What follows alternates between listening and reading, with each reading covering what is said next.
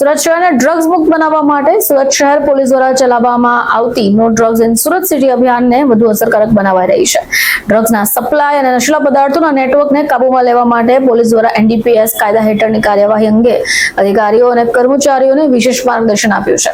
અભિયાન અંતર્ગત ઇન્ચાર્જ પોલીસના કમિશનર બાબાંગ જમીરના માર્ગદર્શન હેઠળ એનડીપીએસના રેડ તપાસ દરમિયાન આવતી મુશ્કેલીઓ, એક્ટની જોગવાઈ અને કેસોમાં યોગ્ય કાયદાકીય પ્રક્રિયા અંગે તાલીમ આયોજન કરાયું.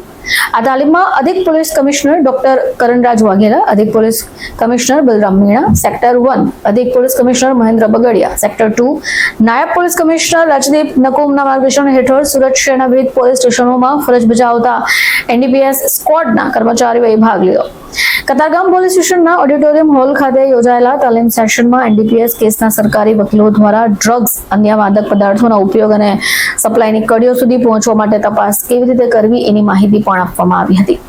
આરોપીના મોબાઈલ ફોન નંબર, સંપર્ક, વેબસાઇટ અને સોશિયલ મીડિયા પ્રવૃત્તિની ચકાસણી, ડ્રગ્સ ક્યાંથી મંગાવવામાં આવ્યા છે, કોને સપ્લાય કરવામાં આવે છે, એની તપાસ સહિતના મુદ્દાઓ પર માર્ગદર્શન આપવામાં આવ્યું હતું. આ સાથે ચાલુ વર્ષ દરમિયાન નાર્કોટિક્સની બદીને નાબૂદ કરવા માટે શહેરમાં એનડીપીએસ અંગે સારી કામગીરી કરનાર કુલ 11 કર્મચારીઓને પ્રશંસાપત્ર, કુલ 1 લાખનું રોકડ ઇનામ આપી પ્રોત્સાહિત કરાયા.